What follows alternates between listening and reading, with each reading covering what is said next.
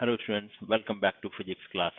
Laws of motion पढ़ रहे हैं, हमने कल शुरू किया था और हमने थोड़ा बेसिक्स लेना शुरू किया था जो आपने लास्ट क्लास में हालांकि थोड़ा बहुत पढ़ा हुआ था, लेकिन फिर भी पीछे का थोड़ा सा रेफरेंस लेंगे ना तो आगे कनेक्टिविटी इजी हो जाती है। तो कल हमने जो पढ़ा था उसके आगे की बात आज करते हैं। हमने टाइप ऑफ फोर्स पढ़ा था, तो दो टाइप के फोर्स थे। एक थे कॉन्टैक्ट फोर्सेस और दूसरे थे नॉन कॉन्टैक्ट फोर्सेस।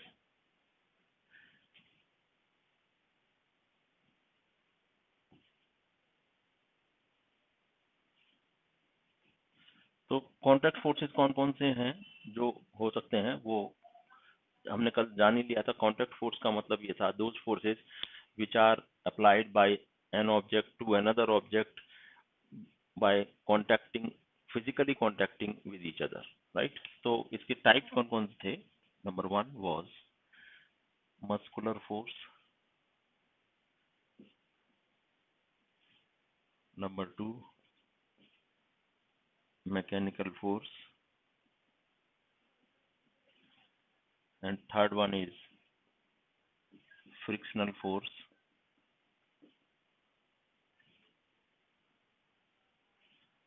और नॉन कॉन्टैक्ट फोर्सेस में आते हैं number one magnetic force,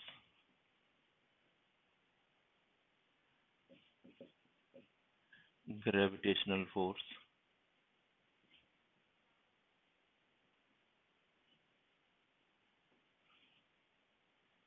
and number three electrostatic force.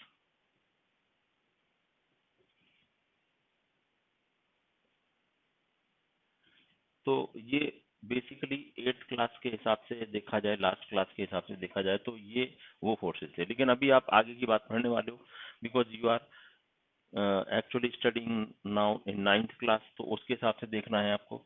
तो इसमें थोड़े से फोर्सेस और बढ़ा देते हैं हम। जैसे कॉन्टैक्ट फोर्सेस में वैसे तो बहुत सारे फोर्सेस होते हैं, लेकिन जो हमारे को मेनली फिजिक्स में काम आएंगे उनको हम थोड़ा बढ़ा सकते हैं यहाँ पे। एंड सम अदर फोर्सेस कैसे हैं? एक होता है नॉर्मल फोर्स,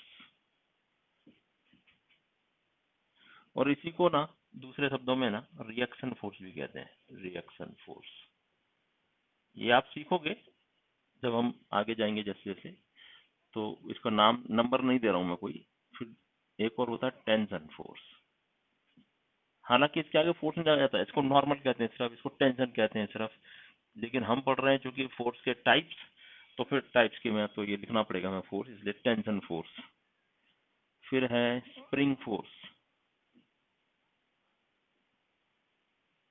तो ये कुछ और टाइप के फोर्स भी हमें, ये भी हमें पढ़ने पड़ेंगे, तब जाके हम ठीक से इस सबको समझ सकेंगे। तो इनका भी हम इंट्रोडक्शन करेंगे।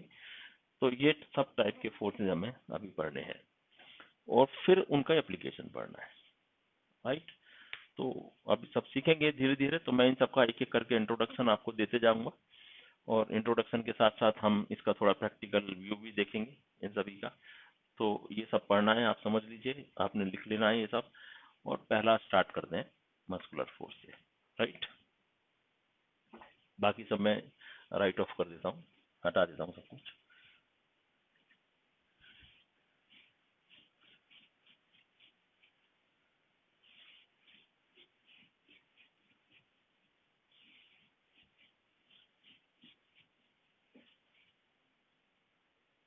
नंबर वन मस्कुलर फोर्स, ऐसा हेडिंग आप भी डाल दी, मस्कुलर फोर्स। अब नाम से ही पता चल रहा है muscular force, muscles.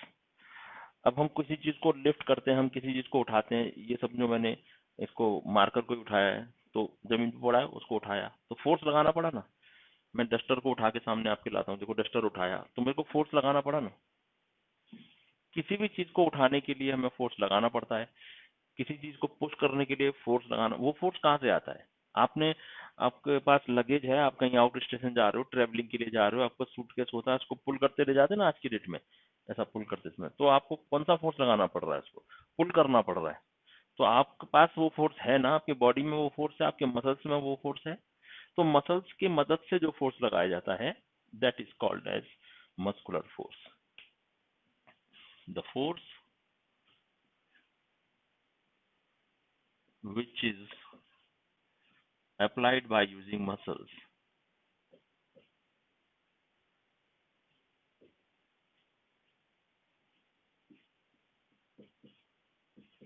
is called muscular force.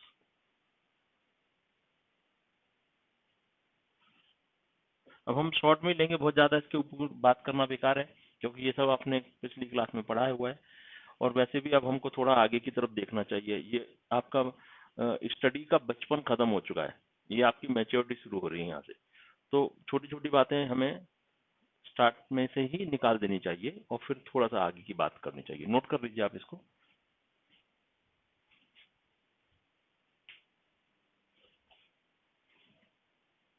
Okay, तो एग्जाम्पल आप समझ गए होंगे, लिखने की जरूरत नहीं मुझे। नंबर टू देखते हैं। नंबर टू है मैकेनिकल फोर्स।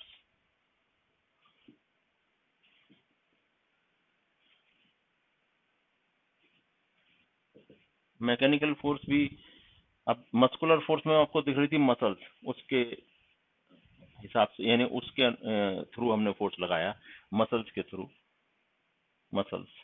ऐसे ही मैकेनिकल में क्या छुपा दिख रहा है आपको? मशीन, किसी मशीन से फोर्स लगाया तो फिर उस फोर्स को कहेंगे mechanical force. Force applied by machine, applied by any machine. अब मशीन का मतलब आप कुछ शायद ऐसा बहुत बड़ी मशीन समझ रहे हो, ऐसा नहीं है। मशीन छोटी भी हो सकती है, जिसको आपने क्लास 6 में सिंपल मशीन के नाम से भी पढ़ा था। कोई मशीन बड़ी भी हो सकती है। अब आप देखो, प्रिंटिंग की जो प्रेस होती है वो बड़ी मशीन है, ऑफसेट मशीन बड़ी मशीन है। बड़े बड़े इंडस्ट्री में लगने वाली मशीन बड़ी बड़ी मशीन होती है। घर में आपके बहुत सारी मशीन होती है। जैसे आपको कोई स्क्रू टाइट करना है, आपने स्क्रू ड्राइवर ले लिया और आपने टाइट कर दिया स्क्रू, तो screw driver is a machine. घर में सीविंग मशीन है। फिर आप कुछ ही कोल्ड ड्रिंक को पीने के लिए लाए तो आप उसका ढक्कन ओपन करते, ओपनर इज ए मशीन। तो ये छोटी बड़ी सभी प्रकार की मशीन्स होती हैं। तो any machine can be there for applying mechanical force. Third, जो उस लाइन में ही लिखा था हमने, फ्रिक्शनल फोर्स है। ये थोड़ा इंपॉर्टेंट भी है। और अगर जो बच्चे पिछली क्लास में हमारे साथ थे वो ये जानते होंगे, हमने फ्रिक्शन के ऊपर कुछ क्वेश्चंस भी करवाए थे आपको, न्यूमेरिकल। आगे भी करने वाले हैं हम, थोड़ा ज्यादा डिफिकल्ट क्वेश्चंस भी हम करने वाले हैं। तो पहले फ्रिक्शनल फोर्स पढ़ लेंगे। Frictional force is one of the most important force. कैसा है कि फ्रिक्शन, जब कोई एक ऑब्जेक्ट किसी दूसरे ऑब्जेक्ट के ऊपर, सपोज कोई एक ऑब्जेक्ट किसी दूसरे ऑब्जेक्ट के ऊपर रखा जाए और दोनों या तो अपोजिट डायरेक्शन में मूव कर रहे हैं, ये उधर जा रहा है दूसरा इधर आ रहा है, या फिर एक स्टेशनरी है और दूसरा उसके ऊपर अगर ट्रेवल करे, मोशन करे, उसके ऊपर स्लाइड करे, उससे टच होके चले, तो that a force will be there in both, between both the objects, and that force is called as frictional force. और ये फ्रिक्शनल फोर्स कैसा होगा? अब ये देखो ना, ये ऑब्जेक्ट इधर मोशन कर रहा है तो फ्रिक्शनल फोर्स इसे रोकने की कोशिश करेगा, अपोजिट डायरेक्शन में होगा, right?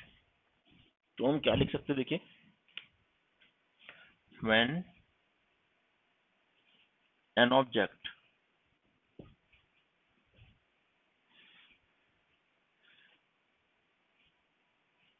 slides over other, slides over other, or travel in contact with other,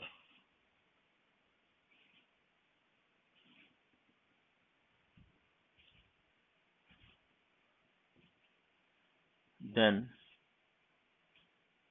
a force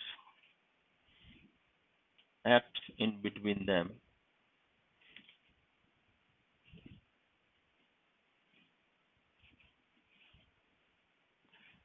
which is called as frictional force.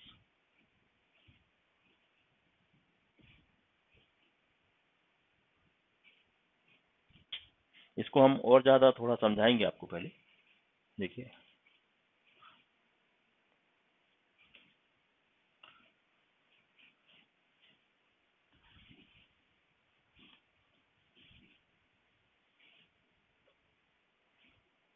कैसा है, देखो,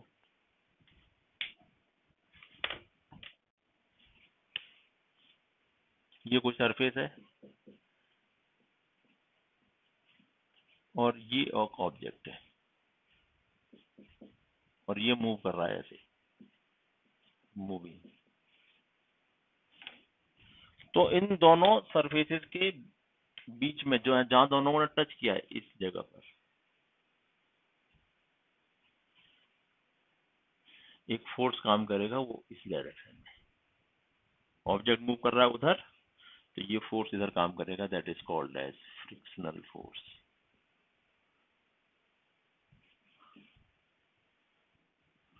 इस तरह से, यानी frictional force is always opposing the motion of the object. अच्छा, दूसरा ये फ्रिक्शनल फोर्स क्यों होता है वो भी समझ लीजिए जरा, कि ये कोई भी सरफेस है ना, वो अगर हम माइक्रोस्कोपिक व्यू देखें, उसको बहुत ध्यान से माइक्रोस्कोप से देखें, तो वो कुछ इस टाइप से होता है, थोड़ा जिगजैग। मैं थोड़ा बेटर जिगजैग बना देता हूँ। मान लो ऐसा होता है, ये ऑब्जेक्ट है, उसमें भी जिगजैग, उसका भी सरफेस जिगजैग होता है बीच में।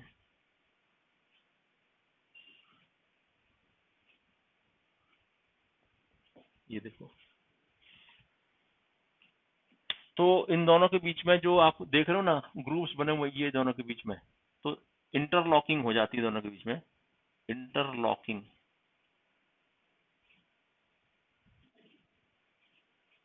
बिटवीन irregularities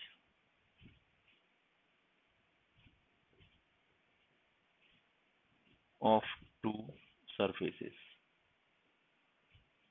दो सरफेसेस की इरेगुलरिटीज की वजह से इंटरलॉकिंग हो जाती, दोनों एक दूसरे के बीच में फंस जाते हैं, उसकी वजह से जो फ्रिक्शन क्रिएट हो जाता है, राइट। और दूसरी बात क्या लिख सकते हैं, friction always opposite the motion, friction always opposite the motion. जिधर मोशन हो रही है उसके अपोजिट साइड में फ्रिक्शन काम करता है। और एक और बात और लिख सकते हैं, इस फ्रिक्शन की वजह से क्या होता है, देखो आपने कभी देखा होगा ठंडी के दिनों में, आप अभी कभी अपने हाथों को जोर से रब करते हो तो हीट क्रिएट होती है, तो फ्रिक्शन ऑलवेज क्रिएट्स हीट, है ना। फ्रिक्शन की यही बड़ी पहचान है, इसीलिए तो फैन आपने चालू कर दिया, तो फैन को चालू होने के थोड़ी देर के बाद टच करके देखो, गर्म लगेगा, हीटिंग हो जाती है उसमें क्रिएट। आप रोड पे टायर, जब ऑटोमोबाइल के टायर जोर से चलते हैं, भागते हैं, रनिंग करते हैं, तो थोड़ी देर के बाद अगर अपने व्हीकल को रुकाएंगे और टायर को टच करेंगे तो हीट हो जाते हैं। तो friction creates heat, friction creates heat. तो ये दो तीन बातें आपको ध्यान में रखनी चाहिए, और हर जगह पर फ्रिक्शन है, एग्जाम्पल की कोई कमी नहीं है फ्रिक्शन के लिए। जब हम रोड पर चलते हैं तो फ्रिक्शन की वजह से चल पाते हैं हम अपने जो शूज हैं उसका जो सोल है नीचे का, तो वो उसके ऊपर रगड़ते हैं, तो फिर हम अर्थ को पीछे की तरफ धक्का देते हैं, तो अर्थ हमें आगे की लिए धकेलने लगती है। फ्रिक्शन नहीं होता ना तो हम स्लिप हो जाते, हम गिर जाते, क्योंकि फ्रिक्शन हमको रोक के रखता है। फ्रिक्शन, हम आगे बढ़ना चाहते हैं और इसकी वजह से फ्रिक्शन अगर है तभी तो हम अर्थ को पीछे धकेल पाते हैं। फ्रिक्शन इंटरलॉकिंग की वजह से तो ये इसको पीछे धकेल देगा ऐसे ऐसे करके। अगर ये स्मूथ होता, दोनों सरफेस स्मूथ होते, तो ये कुछ भी इसको पीछे धकेलता, ये खुद ही स्लिप हो जाता। इसीलिए आपने देखा होगा जब कभी रोड पे पानी ज्यादा है तो उसमें स्लिप होने का डर है। घर में भी, आपके घर में फ्लोरिंग के ऊपर अगर पानी गिर गया तो घर में फिसलन हो जाती है, आप फिसल के गिरने का चांस रहता है। तो friction is must in that way. लेकिन परेशानी भी है फ्रिक्शन की वजह से, फ्रिक्शन की वजह से हमारे जूते जल्दी घिस जाते हैं, टायर घिस जाते हैं, बाइक के, मोटरसाइकिल के, स्कूटर के, साइकिल के इवन। लेकिन फ्रिक्शन दोनों तरीके से देखा जाता है, it is advantageous to us and also as well as disadvantageous also, right. दोनों भी प्रकार के होते हैं।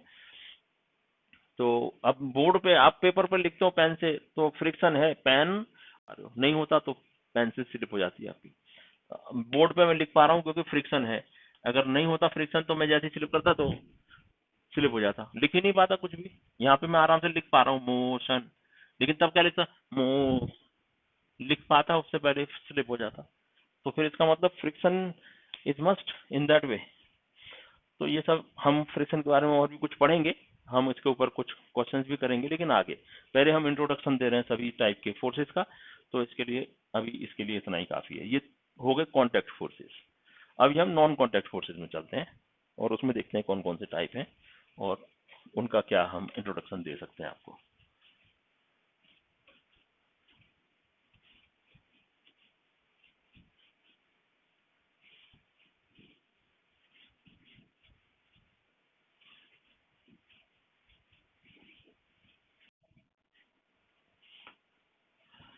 और अब हम दूसरे टाइप के ऊपर चलते हैं, that is called as, just a minute, that is called as non-contact forces. Type B was non-contact forces.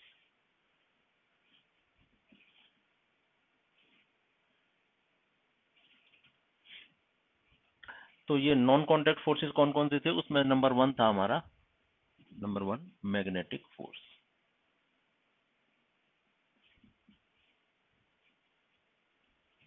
देखिए, आपको पता है कि जब आप कोई एक मैग्नेट ले लें और उसके सामने हम दूसरा कोई मैग्नेट रख दें, तो ये एक दूसरे को अट्रैक्ट कर लेंगे। अपोजिट टाइप के फोर्स, अपोजिट टाइप के पोल्स यहाँ पे हैं, तो एक दूसरे को अट्रैक्ट कर लेंगे, यानी ये ऑब्जेक्ट इसको पुल कर सकता है इधर, पुल। और अगर हम इस मैग्नेट को अपोजिट रख दें, दोनों को सेम टाइप के पोल्स एक दूसरे की तरफ रख दें सपोज, तो ये रिपेल होंगे, यानी पुश होने लगेगा, ये उसको पुश करेगा, पुश। तो फोर्स तो लगा ही रहा है। अच्छा, इसके अलावा अगर हम किसी मैग्नेट के सामने कोई दूसरे मैग्नेटिक मटेरियल, जैसे हम आयरन रख दें, आयरन, इसमें तो कोई पोल नहीं होते, आयरन है, निकेल, कोबाल्ट, कोबाल्ट, ऐसे ऐसे कोई भी सब्सटेंसेस रख दें, तो ये उनको अपनी तरफ पुल कर लेगा। यानी मैग्नेट होना जरूरी है, कम से कम एक मैग्नेट होना जरूरी है, दूसरा भी मैग्नेट हो सकता है, लेकिन अगर मैग्नेट नहीं भी है तो दूसरा मैग्नेटिक मटेरियल हो सकता है। तो उस फोर्स को जो दो मैग्नेट या फिर एक मैग्नेट और अदर मैग्नेटिक मटेरियल के बीच में लगता है, that is called as magnetic force. तो मैं लिख देता हूं यहाँ पे, the force which acts between two magnets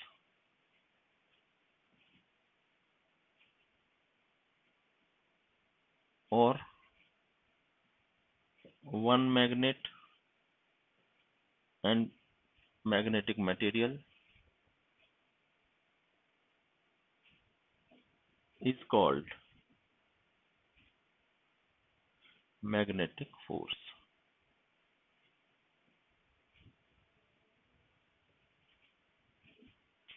magnet होना जरूरी है एक, कम से कम।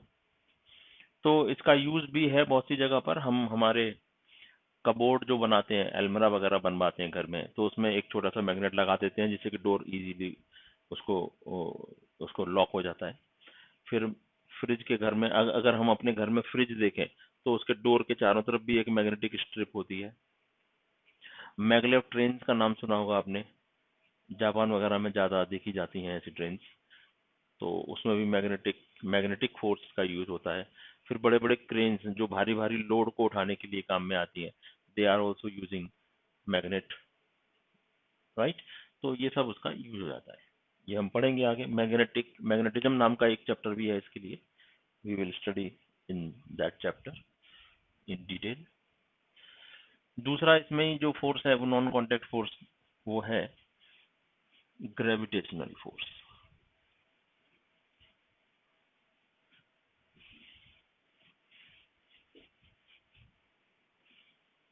Gravitational force non contact forces में दूसरा फोर्स है ग्रेविटेशनल फोर्स।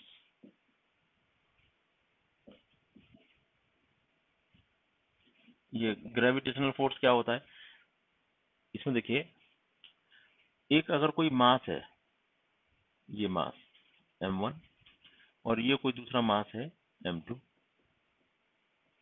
बस यही एक शर्त है इसके लिए कि दोनों भी ऑब्जेक्ट ऐसे होने चाहिए जिसमें कुछ मास हो, राइट। तो इनके बीच में लगने वाला जो फोर्स, ये इसको इधर ऊपर खींचेगा, ये इसको इधर खींचेगा, तो इसके बीच में लगने वाले फोर्स को हम ग्रेविटेशनल फोर्स कहते हैं। अब आप सोचोगे कि सर मैग्नेट होंगे तो, ये देखो एक NS मैग्नेट है और ये एक और NS मैग्नेट है, तो उनके बीच में भी तो फोर्स लग सकता है। अगर मैं अपोजिट कर लूँ इसको, चलो SN है, तो ये इसको एक दूसरे की तरफ अट्रैक्ट होंगे, होंगे बिल्कुल होंगे। तो इस मैग्नेट का भी कुछ मास होगा, ये m1, इस मैग्नेट का भी मास होगा कुछ m2। तो मास है, ड्यू टू द मास जो फोर्स लगेगा वो ग्रेविटेशनल फोर्स, और ड्यू टू मैग्नेटिक स्ट्रेंथ जो फोर्स लगेगा वो मैग्नेटिक फोर्स। तो ऐसे केस में दो फोर्स लग रहे हैं, दो मैग्नेट्स के बीच में जो फोर्स लग रहा है वो दो टाइप का है, एक तो मैग्नेटिक फोर्स और इसके अलावा एक छोटा ग्रेविटेशनल फोर्स भी लग रहा है। Gravitational force is acting due to the force due to the masses, and magnetic force is due to magnetic property।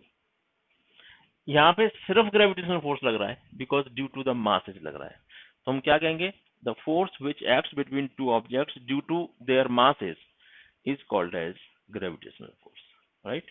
तो लिख देता हूं, the force which acts between two objects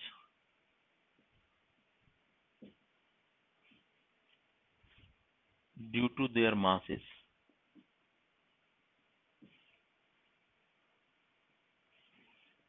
is called as gravitational force।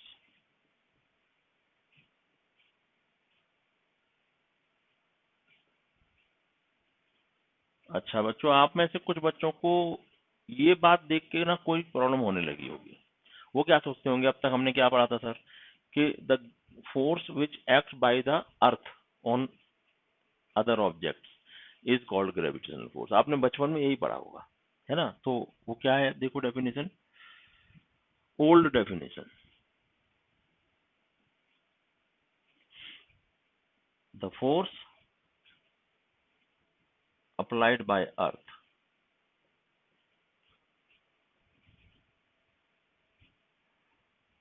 on other objects is called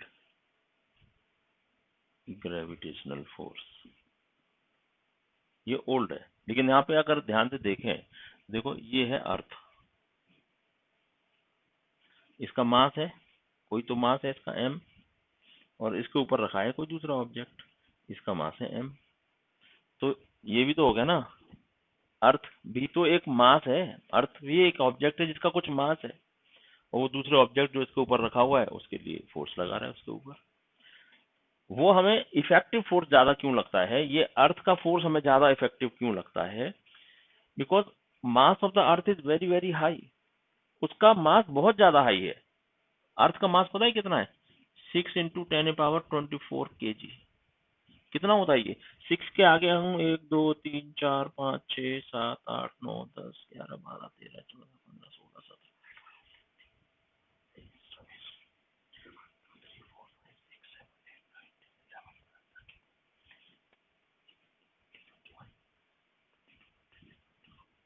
इतना KG, गिन भी नहीं सकते हम इसको, इतना ज्यादा मास है अर्थ का। तो ये अर्थ की वजह से ग्रेविटेशनल फोर्स है ऐसा नहीं है, ये ग्रेविटेशनल फोर्स किसकी वजह से है, बिटवीन देयर मासेस। तो ये बड़ा मास होने की वजह से इफेक्टिव लगता है, अदरवाइज ये बात एक ही है। दो मास कौन कौन से, हमें इससे कोई मतलब नहीं, एक अर्थ है। बल्कि हम ये कहेंगे कि अर्थ के मास m और ऑब्जेक्ट के मास m, ये स्मॉल m कैपिटल M, इसके बीच में लगने वाले फोर्स को ग्रेविटेशनल फोर्स कहेंगे। कोई भी दो मासेस हो, कोई भी दो ऑब्जेक्ट जिनके अंदर कुछ मासेस हो, ग्रेविटेशनल फोर्स अप्लाई करते हैं एक दूसरे के ऊपर, राइट। तो मैं इसी बात को और इलेबोरेट कर देता हूँ जरा यहाँ पे।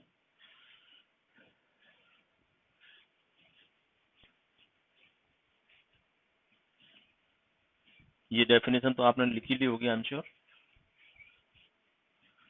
देखो हम क्या लिख देंगे खास बात अर्थ इस ग्रेविटेशनल फोर्स के बारे में। Gravitational force acts between any two masses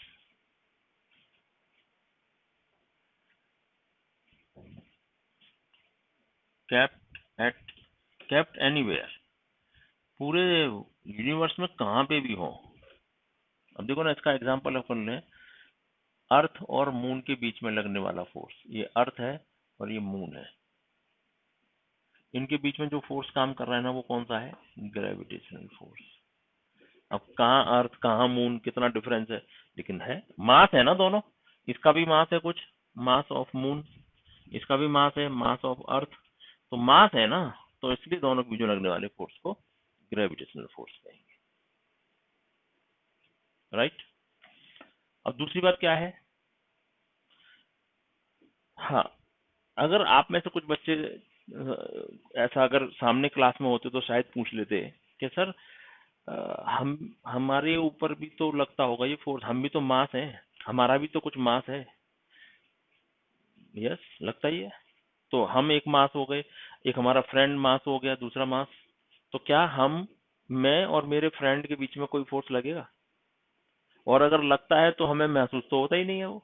हम क्लास में अक्सर ही देखते हैं, एक मैं बैठा हूँ, मेरे बाजू में दूसरा बच्चा बैठा है, तो हमारे बीच में कोई फोर्स है ऐसा तो लगता ही नहीं। हाँ हाँ, हम जानबूझ के उसको पुश करें तो मस्कुलर फोर्स होगा वो, लेकिन ऐसे ही बगैर पुश करे, नॉन कांटेक्ट फोर्स है ना ये, तो नॉन कांटेक्ट फोर्स की तरह क्या फोर्स कोई काम करता है, हमें तो कभी महसूस नहीं हुआ। यस, आपको महसूस नहीं हुआ, ये बात सही है आपकी। क्यों महसूस नहीं हुआ? Because gravitational force is a very small force, इस वर्ल्ड में, यूनिवर्स में सबसे वीकेस्ट फोर्स माना जाता है उसको। Gravitational force is considered as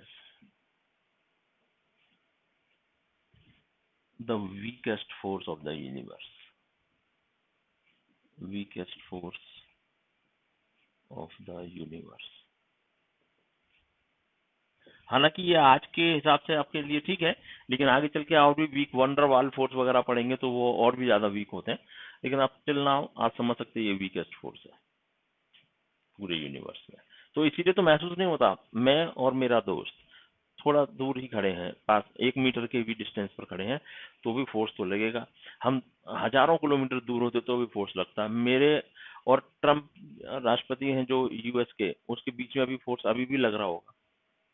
वो कितनी दूर है, कितनी सारे बीच में मीडियम्स हैं, समुद्र है, एयर है और क्या क्या है, तो भी बहुत सारे दीवारें होंगी, बहुत सारे घर होंगे, लेकिन फोर्स तो लगता है। That is gravitational force. तो इससे कोई फर्क नहीं पड़ता कौन दो मासेस कितनी दूर हैं, इससे कोई फर्क नहीं पड़ता वो मासेस कितने बड़े या छोटे हैं, बस फोर्स लगना है दोनों मास के बीच में। तो आपको क्यों नहीं लगा? बिकॉज ये वीकेस्ट फोर्स था। राइट। तीसरी इंपॉर्टेंट बात क्या है इसमें, देखो कि अगर हम यहाँ पे दो मासेस को रख लें, एक मास ये है m1 और एक मास ये है m2, तो दोनों के बीच में जो फोर्स लगेगा ना, वो ओनली अट्रैक्टिव टाइप होगा, अट्रैक्शन टाइप होगा फोर्स का, force of attraction only. Repulsion कभी नहीं होता। Gravitational force is never repulsive type, it is always attraction type. तो मैं लिख दूंगा ये बात भी, gravitational force is always has the nature of attraction.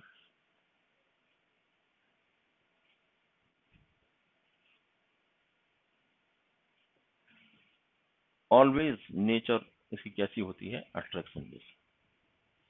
तो ये फोर्स को हम बड़े डिटेल में पढ़ने वाले हैं, और ये डिटेल हमको आने वाले आपके जो लॉज ऑफ मोशन का चैप्टर के बाद एक ग्रेविटेशनल फोर्स का पूरा चैप्टर ये ग्रेविटेशन का, उसमें पढ़ेंगे। बड़ा इंपॉर्टेंट है ये। जितने भी कंपटीशन इसके आज के बाद आप दोगे, हर एक में ग्रेविटेशन से संबंधित कोई ना कोई प्रश्न आपसे पूछा जाएगा। एक ही नहीं, कई 2 क्वेश्चन हो सकते हैं, कभी 3, कभी 4 क्वेश्चन तक भी हो सकते हैं gravitation. Hence it is a one of the most important chapter in physics. Laws of motion भी वैसा ही है, उसमें भी हम आप अभी पढ़ेंगे। अभी तो आप बहुत ही समझो छोटी बातें पढ़ रहे हो, बहुत ही बेसिक बातें पढ़ रहे हो, इसके बाद आपको काफी एडवांस में भी जानेंगे, तो वो सब आपको ध्यान से पढ़ना है। तो ग्रेविटेशनल फोर्स ऐसा होता है। और फिर इसका थर्ड टाइप जो है वो देख लेते हैं, नॉन कॉन्टैक्ट फोर्सेस का।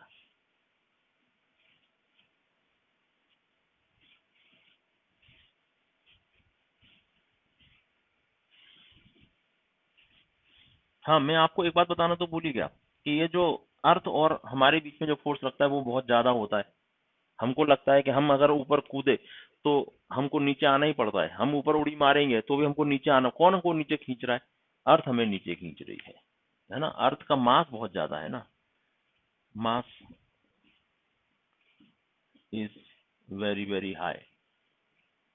इसके लिए हम अगर ऊपर भी रहे तो ये हमको नीचे खींच लेता है।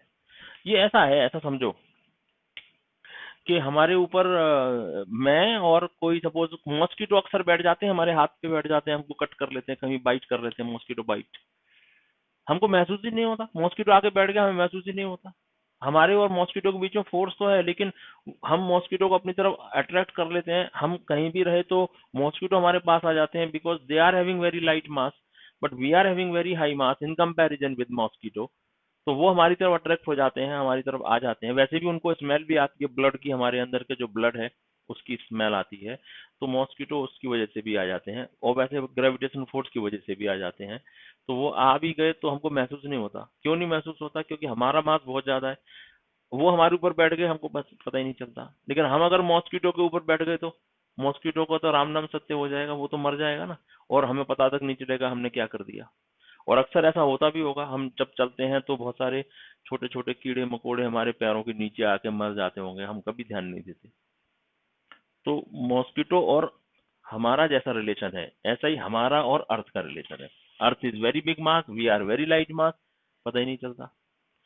आपने कभी देखा है ना, आपके ऊपर 4 6 10 मच्छर बैठ जाए तो आपको ऐसा थोड़ी लगेगा कि बहुत लोड पड़ गया आपके ऊपर। हाँ, सूटकेस 2 4 6 रख दिए तो लोड होगा, क्योंकि उसका काफी मास ज्यादा होता है सूटकेस का। लेकिन 2 4 10 मच्छर बैठ गए तो कुछ नहीं। ऐसे ही अर्थ है, इसके ऊपर कितने लोग रहते हैं, सब है, थोड़ी ना अर्थ को लोड हो जाता है। कभी अर्थ थोड़ी ना आपको फेंक देती है कि यार बहुत बच्चे हो गए, अब नहीं, हम जाइए, बहुत इंसान हो गए हमारे इस अर्थ के ऊपर, कुछ भी नहीं। तो ये डिफरेंस ऑफ मासेस है, इसकी वजह से वो सिग्निफिकेंटली पता चलता है, राइट। चलो इसको आगे डिटेल में पढ़ने ही वाले हैं हम।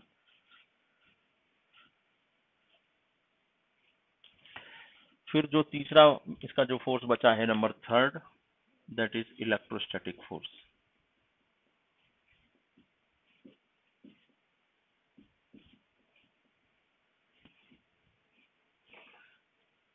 अब इलेक्ट्रोस्टैटिक फोर्स बहुत आसान है, आपने पढ़ा होगा कि ये एक न्यूक्लियस है, इसके अंदर प्रोटॉन और न्यूट्रॉन होते हैं, इसके बाहर इलेक्ट्रॉन चक्कर लगाते रहते हैं।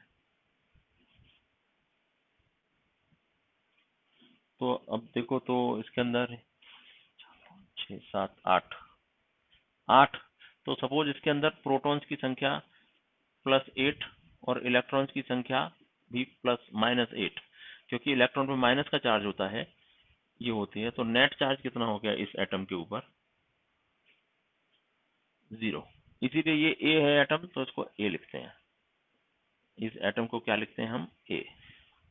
अब इसमें से सपोज एक इलेक्ट्रॉन निकल के गया, 1 इलेक्ट्रॉन निकल के गया बाहर, तो इस क्या बच गया इसमें? प्रोटॉन न्यूट्रॉन तो अंदर ही है, बाहर ये 2 इलेक्ट्रॉन, और ये 1 2 3 4 5 6 7 इलेक्ट्रॉन बाहर बचे। नहीं, अभी यहाँ पे बाहर 6 थे, तो यहाँ पे सिर्फ हमारे पास 5 बच गए, 1 2 3 4 5, एक निकल गया ना। तो प्रोटॉन कितने हो गए? प्लस का 8, जो पहले अंदर थे उतने ही है। यहाँ पे 8 प्रोटॉन्स हैं, यहाँ पे भी 8 प्रोटॉन्स हैं, लेकिन इलेक्ट्रॉन कितने हो गए यहाँ पे? माइनस के 7। तो नेट चार्ज प्लस का 1, तो ये एटम बन गया ए plus,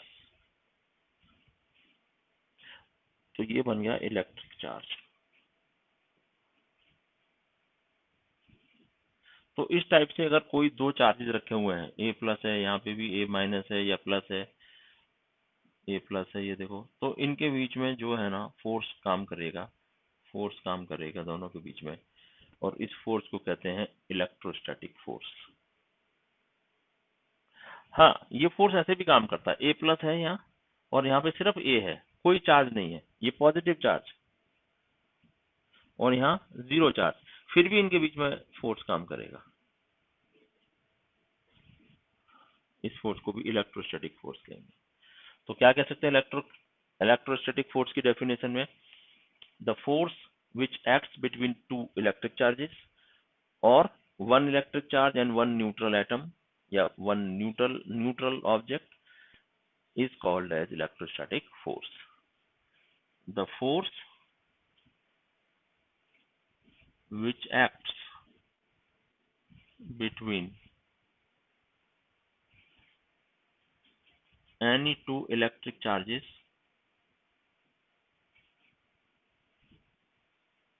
or one electric charge and neutral body ऐसा कहेंगे, is called electrostatic force.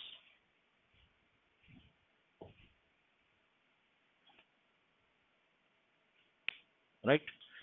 अब यहाँ पे अगर ध्यान से देखें तो अंदर न्यूक्लियस के क्या है, देखो एक प्लस का चार्ज है और एक न्यूट्रॉन है। ऐसे यहाँ प्लस का चार्ज है और न्यूट्रॉन है, तो इनके बीच में भी फोर्स लग रहा है, वो इलेक्ट्रोस्टैटिक फोर्स है। और कैन यू इमेजिन कि वो कितना बड़ा फोर्स होता है ये? अगर मैं आपसे कहूँ कि कोई एटम है, उसके न्यूक्लियस को ब्रेक करना है, क्या करेंगे उसके लिए? न्यूक्लियस को ब्रेक कर ही नहीं सकते। अगर आप कहीं पे भी देखो तो आपको कहीं नहीं मिलेगा ये कि न्यूक्लियस को ब्रेक कर सकते हैं, क्योंकि न्यूक्लियस को ब्रेक करना पॉसिबल नहीं है। ऐसा बिल्कुल पॉसिबल नहीं, ऐसा भी नहीं है, लेकिन normally it is not possible. वो तो बहुत ही साइंटिफिक तरीके से उसको ब्रेक कर सकते हैं, और जब न्यूक्लियस ब्रेक होता है तो बहुत सारी एनर्जी उसमें से लिबरेट होती है, रिलीज होती है, और वो एटम बम बन जाता है। आप समझ रहे हो ना? मतलब न्यूक्लियस एटम का कैसा है, प्लस प्रोटॉन और न्यूट्रॉन, इसे न्यूक्लियस कहते हैं। तो न्यूक्लियस को किसने बनाया, न्यूक्लियस कैसे बना? इसके अंदर कोई और इलेक्ट्रॉन भी जा नहीं सकता, इसमें से प्रोटॉन बाहर आ नहीं सकता। ये इतना स्ट्रॉन्ग क्यों है? Because nucleus is made by the binding of two proton and neutron, उनकी बाइंडिंग है। और बाइंडिंग कौन से फोर्स की वजह से है? क्योंकि एक इलेक्ट्रिक चार्ज है, दूसरा न्यूट्रल चार्ज है, इसमें लग रहा है इलेक्ट्रोस्टैटिक फोर्स। और ये इतना जबरदस्त होता है कि इसको हम कभी भी ब्रेक नहीं कर सकते, करेंगे भी तो एटम बम बन जाता है और बहुत सारी एनर्जी रिलीज होती है।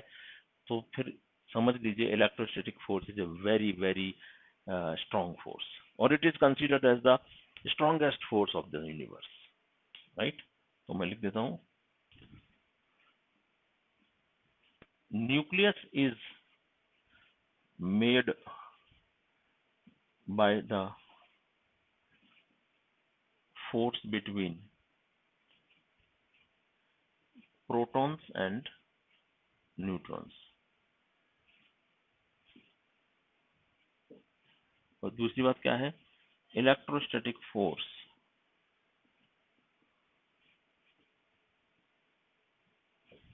is considered as is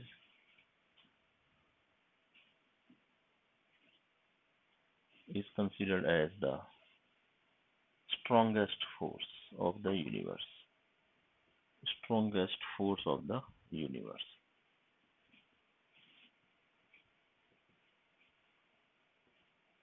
universe में सबसे ज्यादा स्ट्रॉन्गेस्ट फोर्स ये होता है। राइट? तो देखा जाए तो नॉन कांटेक्ट फोर्सेस में ही सबसे वीकेस्ट फोर्स है वो ग्रेविटेशन का, और सबसे स्ट्रॉन्गेस्ट फोर्स भी वही है इलेक्ट्रोस्टैटिक फोर्स का।